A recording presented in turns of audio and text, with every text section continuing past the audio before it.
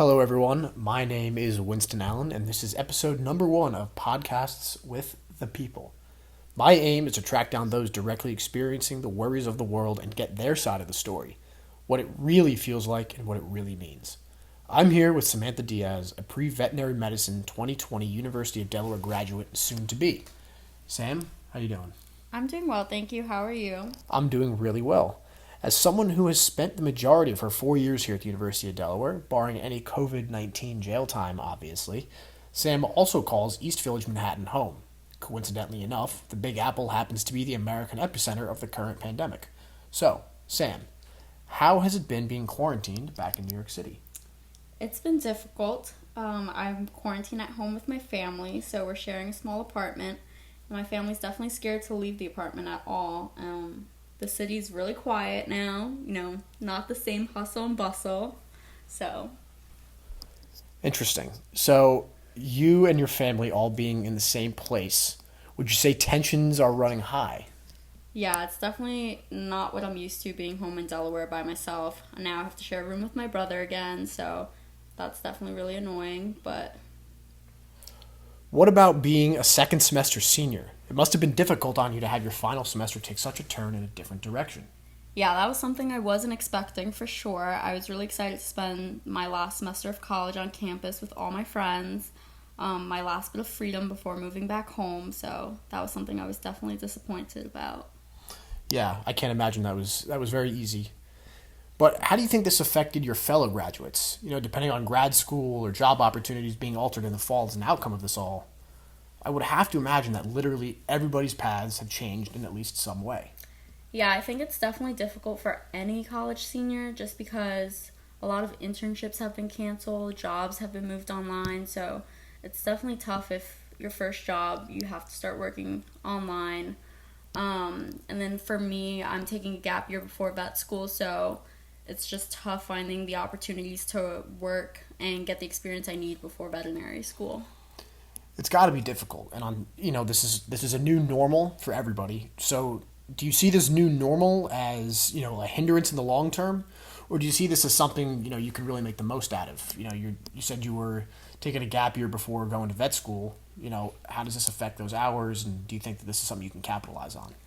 I definitely don't see it as a hindrance. I think it's something you can make the most out of because even if you're not working or you're not having the same opportunities that you would have without COVID, you can take this time to spend on your own, working on yourself and really just focusing on yourself and not worrying about, going into work and stuff. So, I agree. I also view this as a major opportunity, getting into mental health or trying other things, you wouldn't have been doing or you didn't think you would have had the time to. exactly.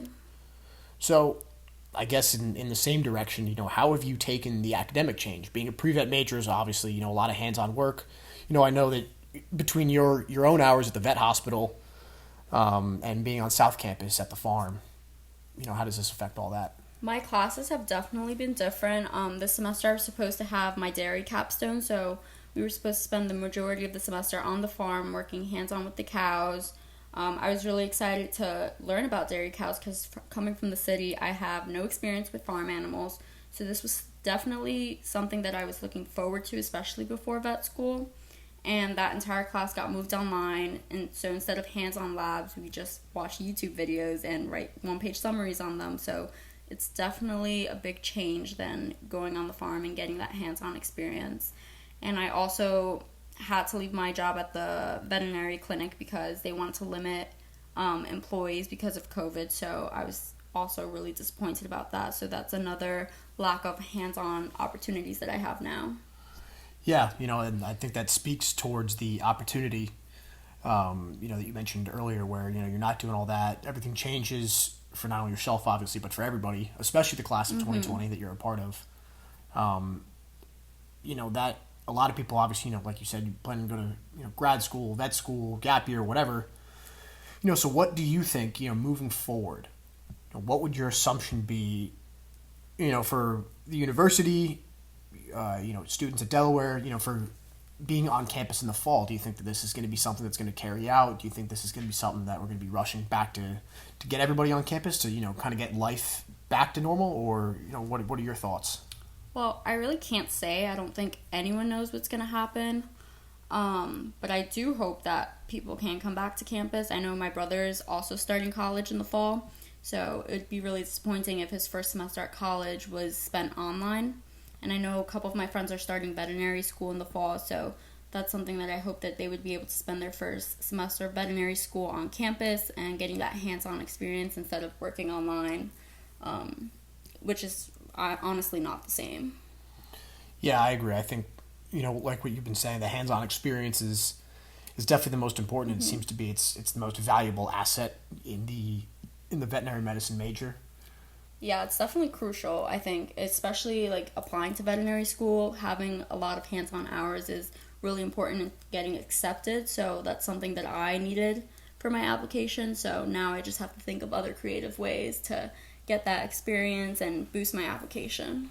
Exactly. That's all going to be stuff that you can really use to separate yourself, mm-hmm. And show everybody why they should choose you, Samantha Diaz. Yeah, exactly. So it's just a lot of time now for me to think and reflect on myself and think of other creative ways to make myself stand out on my application. Well, it's great. Well, speaking of time, it's something we're all out of. So that has been an episode number 1 of Podcasts with the People. Again, I am Winston Allen with Samantha Diaz. Thank you for having me. You're very welcome. Thank you for coming on.